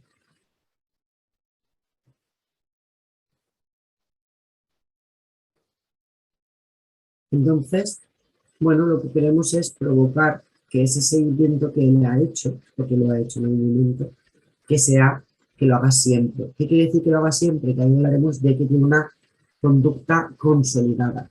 ¿Qué es lo que dicen los papás? No si lo hace ya, pero cómo lo hace es importante, porque lo hace muy poquito. ¿Sí? Y entonces lo tiene que hacer más, y lo tiene que hacer todo el rato, no solo súper provocado. ¿Vale? Vale. Vamos a ver otro vídeo. Aquí lo que estamos viendo es el tono muscular, es decir, hay una técnica que se llama tracción, que es cogerle de los brazos con un poquito de ayuda en los hombros para ver el tono de la cabeza. Es decir, si la cabeza se queda hacia atrás, totalmente, como veis en esta imagen, es que tiene una falta de tono a nivel cefálico. Y queremos ver si él solo es capaz de llevar la cabeza hacia línea media, en supino, boca arriba. ¿Ves? Y esto lo podéis hacer, estaba diciendo la crisis, también. Todo lo que veamos en evaluación, luego lo podemos hacer para el tratamiento. ¿Veis? Ponemos la mano detrás, le ayudamos un poquito hacia levantarse y ahora lo que vamos a intentar ver, no sé si en este vídeo o en el después, es los apoyos laterales, que también hay que evaluar, es decir, cómo saca la mano el niño para ver los apoyos laterales.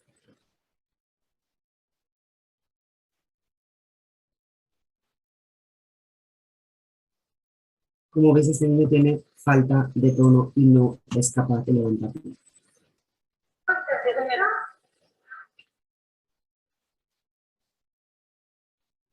También tenemos que quitar los pantaloncitos de los niños para ver un poco también el tema del tono muscular y poder tocar. Es decir, qué hace el niño. Y podemos provocar el volteo. ¿Cómo podemos provocar el volteo? Cogemos y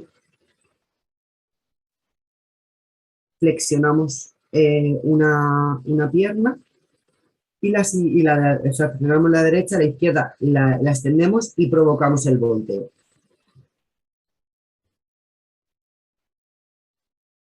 Ahí lo que tiene que hacer es que el niño, si los niños cuando hacen el volteo dejan las manos debajo del cuerpo, lo que tenemos que hacer es sacarla por encima de su cabeza. Y mientras evaluamos, hacemos también la entrevista de lo que hace y de lo que no hace.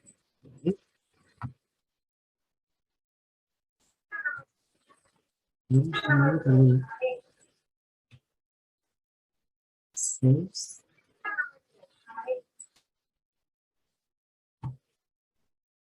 Lo que hacemos aquí es otro ítem que no solo tiene que ser un objeto, sino también tiene que seguir a una persona. A veces los niños no siguen objetos y siguen a personas, sobre todo a las mamás, a los papás. Entonces, si no vemos que es un niño pasivo, metamos a los papás en evaluación, ¿vale?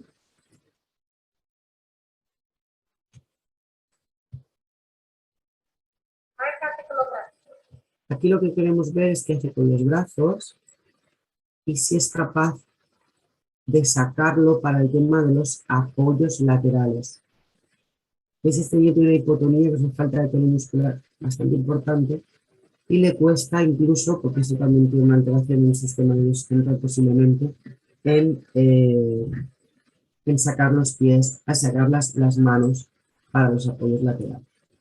Es decir, este niño a nivel motor tiene un retraso también, como hemos visto antes, en los resultados, que los debemos saber antes. Ahora lo que estamos haciendo es evaluar esa estación, pero esa estación provocada, porque no puede estar sentado. ¿Vale? Se está enfadando. Entonces, ¿ves? Provocamos la sedestación, que es sentado, con ayuda debajo de las axilas, para ver ahí cuál es el control cefálico a nivel sentado. si se va siempre hacia atrás, cuál es el movimiento, si podemos empezar a ponerlo sentado o no.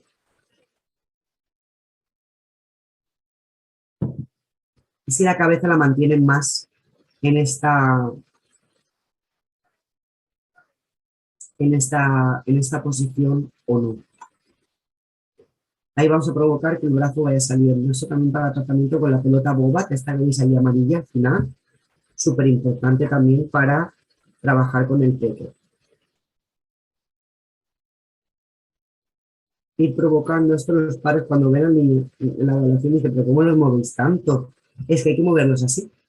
Es que esto es una parte no solo de la evaluación, sino también del tratamiento. Y luego, pues claro, son niños que en casa son más activos porque ven que no pasa nada si los movilizamos tanto.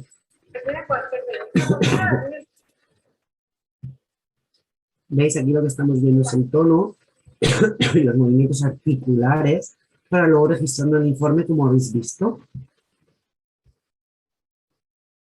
Perdonad la tos y la voz, es que acabo de pasar una semana y pico de coronavirus y se me ha quedado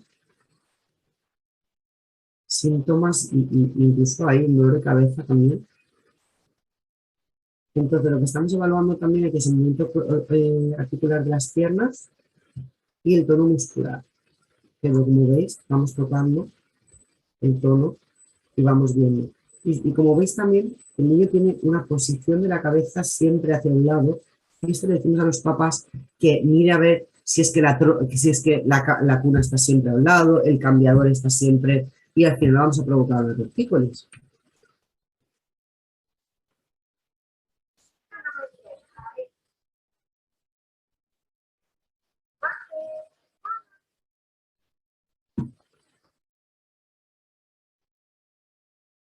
Entonces al bebé, yo siempre le digo a los papás que solo vemos, sobre todo, el tema del tono muscular, algunos movimientos activos y movimientos pasivos, y el tema de lo que son a nivel áreas visuales y áreas auditivas y sociocomunicativas. Que las sociocomunicativas, la entrevista con los papás es que si llora para pedir, si empieza ya a hacer una sonrisa social, si sonríe con los objetos, y ver un poco qué hitos del desarrollo están haciendo. Entonces, hemos terminado un poco la evaluación. La evaluación la he ido contando desde el principio hasta después de los vídeos, ¿vale? En este caso es un niño que está afectado y que está haciendo cosas pues alrededor de los 2 meses, teniendo él unos meses más, está alrededor de un mes. El tema de los seguimientos no llega a hacerlos, por lo cual está alrededor de los 16 días en la Bailey. Y esto es un poco la hoja de registro para puntuar y luego pasar a lo que es una gráfica, como es esta, pero no es la de este niño, para luego ver si está dentro de la media. Veis que está aquí cognitivo, comprensión y expresión, motricidad fina y motricidad gruesa. ¿Vale? Este caso es otro caso y el lenguaje expresivo y la cognición y motricidad fina está por debajo. Como lo he dicho, a nivel escalar la media es 10, la desviación científica es 3. Y a nivel compuesto la media es 100 y la desviación típica es 15. Con lo cual, cuando ya hace una media del lenguaje intensivo y expresivo, se ve ok. Venga, seguimos, disculpad porque es que, no sé, se ha ido la luz del edificio y el ordenador se ha apagado. Entonces, cuando, por lo que os comento un poquito, cuando recogemos todos esos ítems que hace y que no hace, lo metemos en una prueba psicométrica, en este caso la Baylor, las pasamos a la gráfica y yo se la enseño a los papás, no siempre la pongo en el informe, pero se la enseño a los papás. Mira, veis este punto, se sale del grupo y lo que queremos es que esto se acerque al grupo o se acerque a la línea media. Ellos les viene muy bien y luego siempre está bien, este punto acá. Y esto es lo que reflejo, que es otra vez lo que ya habéis visto del informe completo anterior, que en el caso motor grueso está alrededor del mes. Alrededor del mes, ¿qué está haciendo? Pues prácticamente muy poquitas cosas. Aquí tengo su registro de hecho y estaba haciendo pues muy poquitas cosas, empezando a levantar un poquito. Es que como si ya no empiezan a levantar la cabeza en un plano de 45 grados, 90 por lo menos empezar ahí, y esto ya empieza a puntuar C2, con lo cual todo lo demás, todo el cuerpo ya no va a acompañar. Por eso está alrededor del mes. Porque sí que puede llegar hasta en línea media de la cabeza, pero está haciendo a nivel del tronco, se eleva hacia adelante, con lo cual también ahí esa postura cifótica tampoco le ayuda.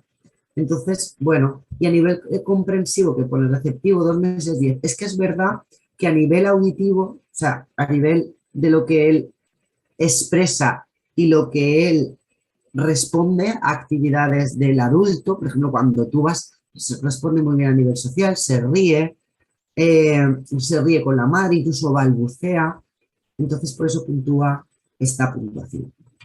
Entonces, este era el siguiente caso, que es el que hemos visto antes, la gran prematura, que no nos da tiempo a ver, ¿vale? Pero simplemente recordar que era 785 y que tuvo muchísimas dificultades a nivel pulmonar y entre otras cosas, ¿vale? Entonces, esto es el vídeo, o sea, la parte del niño con síndrome de Down que nos ha faltado del área de cognitiva y habilidad, que es el área cognitiva y motricidad fina. Porque lo que hemos visto, sobre todo en el vídeo con síndrome de Down, es el área motora gruesa. Entonces, no sé si quitar. Entonces, aquí lo que yo espero de ellas es la segunda evaluación, no la primera, acordad que la primera era otra ropa, era más pequeñita. Lo que quiero aquí es que haga seguimientos oculares, que esto está dentro de la motricidad fina en la evaluación de los bebés, con el aro, o por lo menos que lleve la mano hacia el aro, que también estamos evaluando aquí con todo este material, que la nena pues no lo hace. A ver si ahora en este vídeo lo llega a hacer. ¿Veis? Las manos ya van un poco más dirigidas hacia el objeto. Queremos ver sobre todo, ¿ves? Que esos seguimientos que evaluamos todo el rato, el sistema visual en niños y en bebés y la percepción visomanual en el bebé, que lo haga, ¿vale? En este caso, pues ella, aunque lo haga, lo hará. Yo pondré en el informe que lo hace con baja calidad porque no lo hace siempre. ¿Veis aquí? Volvemos a hacer la tracción para ver cómo hay ese control cefálico, que controla súper bien. ¿Veis la plagiocefalia? Totalmente el cerebro aplanado por la parte de detrás. Tiene una plagiocefalia impresionante. Aquí estamos viendo los apoyos laterales para ver si saca las manos. ¿Vas? En una niña más mayor. Aquí ya tiene 6 meses de edad corregida, creo. Y veis el aplanamiento de la cabeza. Y aquí otra vez con el Dumbo provocando la sedestación y para ver cómo coge en este plano, ¿vale? Es decir, para ver cómo va cogiendo en el plano de sedestación sentada. Esa soy yo con el pelo corto. Y ella cómo va cogiendo con una mano, con otra. La verdad es que esta niña, tan gran prematura, tuvo una evolución espectacular. Lenta, pero muy positiva. Y como tiene 6 meses de edad corregida, aunque aún no se siente con su edad real, que ya eran 9 meses por lo menos, nosotros la provocamos y evaluamos también aquí, ¿vale?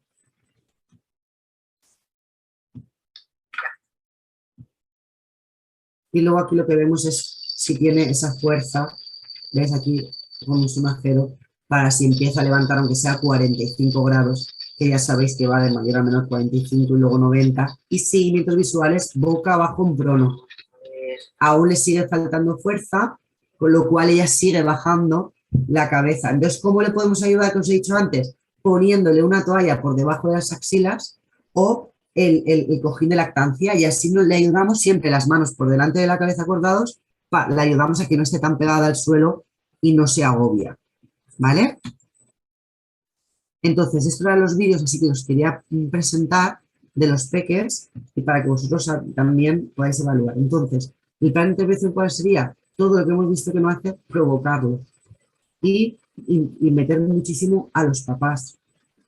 Y luego ir evaluando con un protocolo de actuación después de la entrevista, la evaluación inicial, esa hipótesis diagnóstica, el programa de intervención, hacer reevaluaciones, como os he contado en el protocolo de reevaluación, cada 3 meses hasta el año, cada 6 hasta los 2 y cada año después del año hasta los 6. Y recogiendo información, nosotros recogemos información cada 2 meses y cada 3 meses nos planteamos objetivos nuevos, sea la edad que sea, de 0 a 6 años. Y elaboramos informes siempre que tienen citas médicas, porque al final las evaluaciones las hacemos para el neuropediatra y para que vayan viendo cuál es su evolución. Así que los principios a tener en cuenta, y estoy terminando ya, es meter a los padres, porque ya sabemos que tenemos un modelo centrado en la familia, ¿vale? En el tratamiento. Hay varios modelos, pero ya hemos llegado al modelo centrado en la familia. Tenemos que meter a los padres en el tratamiento, no tenemos que pensar que son terapeutas, sino que nos acompañan, que lo he puesto antes, que la casa no es una escuela, pero hay que aprovechar esas rutinas diarias e implicar a los padres y a todos los miembros de la familia. Y luego decirle al papá que lo importante no es la cantidad, sino la calidad. Es decir, no hace falta que esté trabajando con el niño siempre, sino que la calidad que le damos al niño en el juego en casa sea también adecuada. Y luego, aunque el modelo tenga que centrar a la familia, hay padres que porque no nos entienden, porque no quieren, porque no pueden, no, no colaboran. Entonces, tenemos que saber que con esa familia no estamos trabajando en un modelo centrado en la familia, sino en otro tipo de modelos. Y estos son los modelos que existen al día de hoy para trabajar en el consentimiento. Importantísimo, lo dejo aquí rápido, reunirnos con todos los agentes sociosanitarios del niño, ya sea la escuela, los hospitales, yo hablo con el pediatra, con el neuropediatra, con los psiquiatras, y hacer una coordinación y un registro de todo esto, ¿vale? Así que por terminar el último punto, acordaros que el informe tiene que tener todos estos puntos, ¿vale? Los datos del niño, el motivo del informe, datos anamnésicos médicos, la entrevista redactada, siempre que evaluemos, una exploración psicométrica cualitativa en las diferentes áreas, un diagnóstico funcional, porque el médico no es médico, unas conclusiones y qué plan de intervención tenemos con el niño, ¿vale? Así que espero que os haya resultado de interés. Aquí os dejo muchísimos manuales de juego, neuropsicología pediátrica y atención temprana para que podáis recurrir a ellos. De todas maneras, a mí me podéis escribir cuando queráis. Aquí os voy a dejar mi email. Me podéis escribir de verdad para cualquier caso, para consultar, para pedirme ayuda de lo que necesitéis. ¿Vale? Estas son otras referencias, pero estos manuales para mí son los más interesantes, de verdad. Hacerle una imagen mental porque de verdad que es muy interesante y además también dejo páginas que podéis recurrir. Así que aquí os dejo mi email, apuntároslo y escribirme de verdad para lo que necesitéis. Estoy para lo que vosotros necesitéis. Así que muchas gracias y ahora ya vamos con las preguntas, el ratito que nos queda. ¿Vale? Tony creo que está por ahí. Así que podéis dejarlo en preguntas y respuestas, escribirlo y si alguien quiere preguntarlo en videoconferencia, que levante la mano. ¿Vale? Y mi compañero os da. Voy a dejar de compartir, ¿vale? Yo creo que ya os habéis apuntado el email. Dejo de compartir lo que es mi PowerPoint. Y nada, espero que haya sido de vuestro interés. A ver, el tema del chat. Muy bien, Rafi. Vale, José Pérez. Bueno, me estáis escribiendo por el chat, pero si tenéis alguna pregunta, en preguntas y respuestas, ¿vale? En el apartado de preguntas y respuestas tienes 2 preguntas. Vale. Pues aquí me dice que no tengo, ¿eh? Me dice, no hay preguntas. Usted no tiene preguntas abiertas. Vale, será porque antes, como has cerrado, pues te las copio en el chat. Sí. Vale.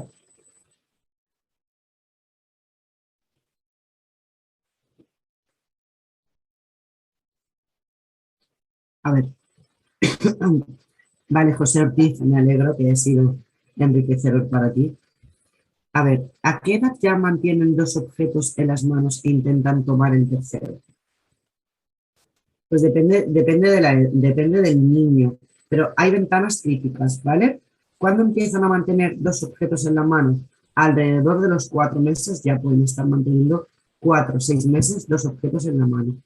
Y alrededor de los 6 meses, incluso a veces algunos antes o un poco después, hasta los 8, ya pueden llevarse el segundo objeto a la otra mano y coger un tercero o atender a un tercero. Y luego, ¿vale? No sé si te ha quedado claro. Esto lo preguntaba, no lo puedo ver porque no... Y luego, hay hallazgos que nos muestran diferencias significativas en el desarrollo de los niños con dificultades de padres adoptivos y padres del mismo sexo. La verdad es que no hay tanta información como debería de haber hasta el día de hoy. Y justo hace poco hablé sobre formarnos con esto, ¿no? Con niños monoparentales o niños con padres adoptivos. Sí que hay un estudio que ahora mismo no lo tengo, pero hace poco hablé con una compañera y quisimos hacer también meter una parte de nuestras formaciones sobre esta información. Entonces, si quieres, déjame tu email y yo te puedo enviar algún artículo, porque yo sobre esto no tengo tanta experiencia, ¿vale? No tengo tanta experiencia. Pero yo creo que no tiene por qué haber una dificultad en niños de padres del mismo sexo si no han nacido con ninguna dificultad a nivel cefálico, por así decirlo. Y de padres adoptivos, pues yo creo que aquí tiene que ver toda la parte emocional. O sea, que sí que pueden haber algunas alteraciones dependiendo de la edad que cogemos a los niños. Yo creo que ahí sí que hay más estudios, más que una alteración a nivel neurológico, por así decirlo, ¿sabes? Vale. Muchas gracias. La sesión con temas de maestría. Venga, gracias a vosotros también. Y otra pregunta es, ¿debo preocupar que un niño haga poco contacto visual? Sí, esto es un signo de alarma, de verdad. Cuando no haya contacto ocular, sí, me da igual que sea a partir de los 4 meses, debe haber un contacto ocular con el progenitor adecuado. Entonces, es un signo de alarma que tenéis que revisar en el neuropediatra o en el pediatra de referencia por si hay signos, no sé, o una alteración neurológica, o un rasgo de espectro autista, o, es decir, no lo sé, pero sí que debe de preocupar. Por lo menos mirar, que a lo mejor no es nada, pero lo miramos. Vale. Es normal que el habla del niño se anula a los 24 meses, pero el resto de las funciones son normales. Pues mira, cada vez nos encontramos más niños así. Hay retrasos, bueno, el diagnóstico sería retraso simple del lenguaje, que no trastorno, porque trastorno es cuando debe de haber 2 años de retraso en un área, y es un retraso simple que hay niños que comprenden muy bien, pero no hablan. Yo creo que estos niños deberían de ir a atención temprana, también a trabajar en atención temprana o en un centro infantil, porque se tiene que estimular el lenguaje a los 2 años para que salga. Entonces yo también recomiendo 4 cosas. Una, hablarle poco, con mucho apoyo visual, no es lo que diga, vamos a comer, que comer, o quieres agua, que agua, o vámonos, que vámonos, o dame con el apoyo visual, y que lo evalúe un especialista, yo creo que sí. Y luego empezar con sonidos, no esperéis que digan palabras, empezar con sonidos que hacen referencia a palabras, como por ejemplo guau guau para decir perro, miau miau, brum brum para decir coche, para niños que no hablan a los 2 años que ya deberían hablar. Esto es a Eliana, ¿vale? Yadira, si estas son características del síndrome de Down, ¿es necesario evaluarlo tan temprano? Esto no lo he entendido. Es decir, ¿crees que todos los síndromes de Down tienen esto o que es lo normal del síndrome de Down? Sí, es súper necesario evaluar en edades tempranas, de verdad.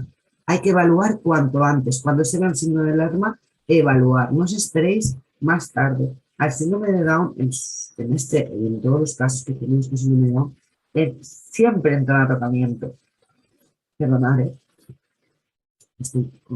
siempre entran a tratamiento, siempre, desde el primer minuto, sobre todo a fisio para trabajar el tono muscular y a la logopeda para trabajar el tono orofacial y a la estimuladora para trabajar todo el tema cognitivo y perceptivo manipulativo. Entonces, y dar pautas a los padres, o sea que sí que hay que evaluarlo y sí que hay que tratar. A ver, Yana y Isabel. ¿Es una alarma de atención que un niño de 16 meses solo diga 2 o 3 palabras? No, no es una alarma. Al contrario, ahí empiezan a hacer sus primeras palabras y esos prerequisitos de lenguaje también, es decir, empieza con sus 2 o 3 palabras, lo que sí que debería es empezar a imitar, es decir, repetir palabras.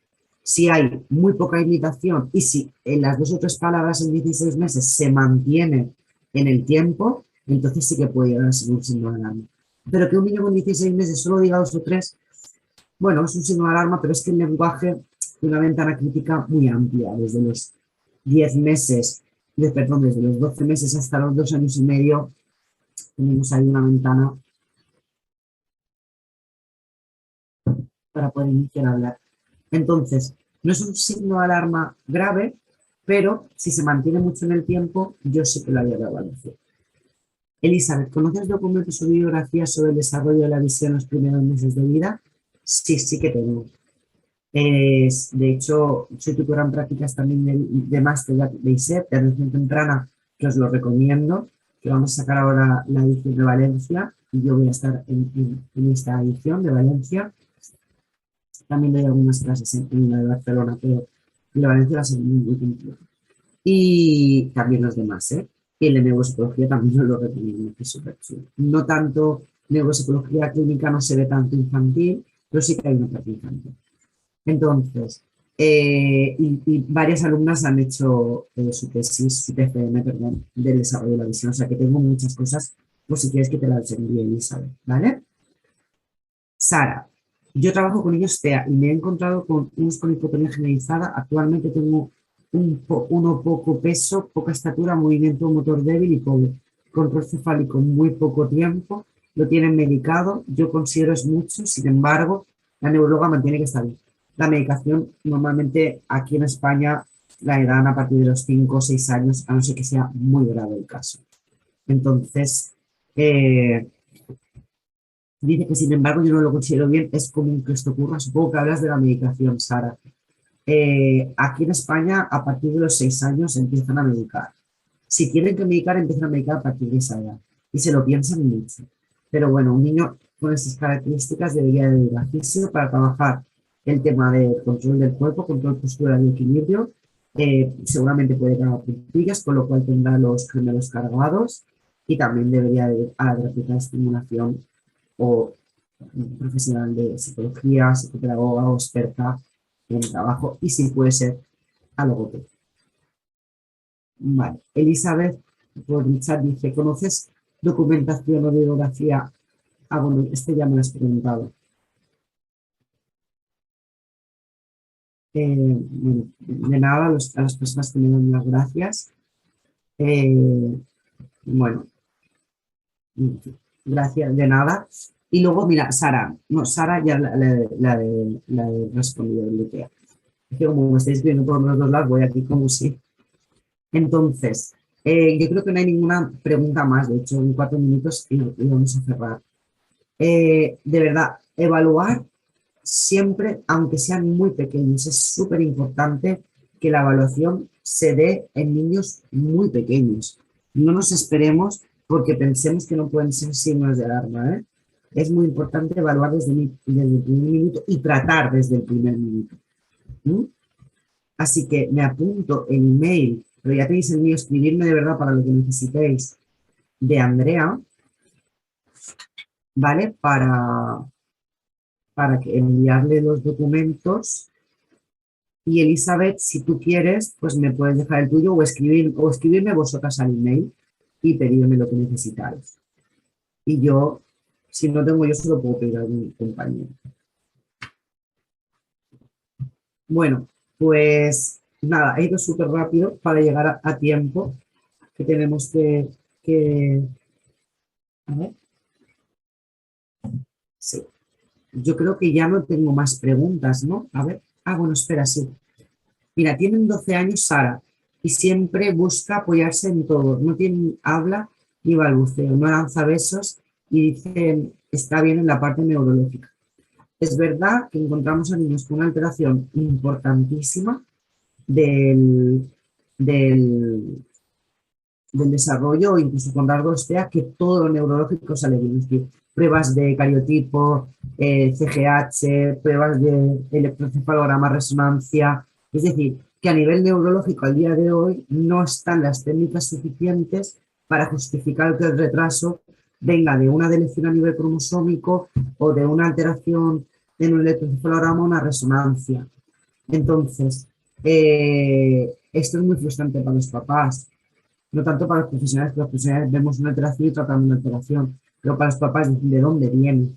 Y a veces todo sale bien, todas las pruebas salen bien, incluso a nivel pruebas de tono muscular. Entonces, bueno, hay que seguir, el neuropediatra tiene que seguir haciendo las pruebas por saber si en algún momento hay alguna que pueda justificar la alteración que presenta. Espero que te haya respondido, Sara. Ibero Rubano dice, se trata de un trabajo multidisciplinar, empieza la evaluación del neurólogo infantil con la evaluación y luego lo trabajará el fisioterapeuta. En este caso, el neurólogo solo como una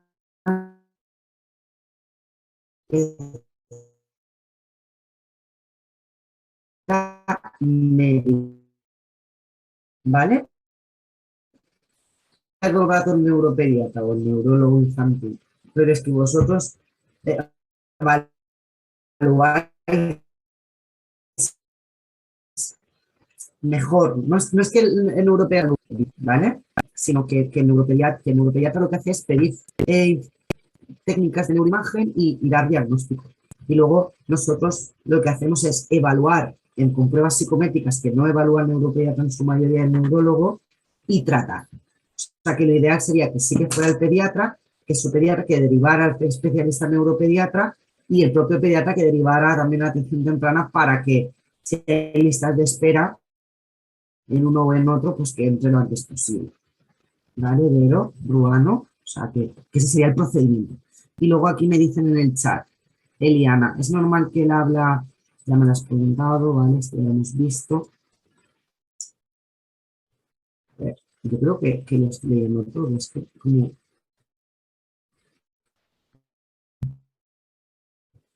Yo creo que sí.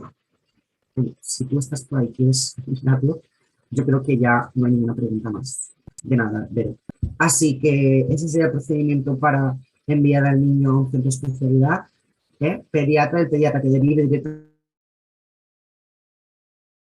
a un centro público, si puede ser, porque lo derive ya a un privado, al neuropediatra y en su última instancia al psiquiatra.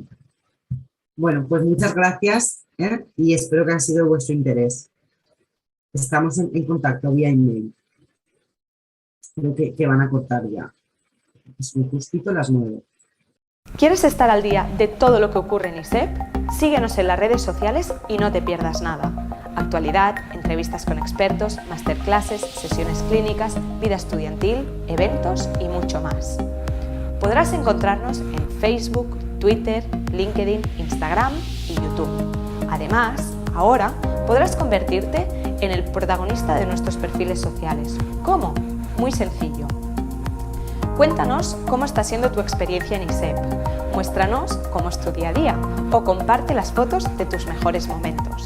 Acuérdate de etiquetarnos o de usar el hashtag experienciaisep.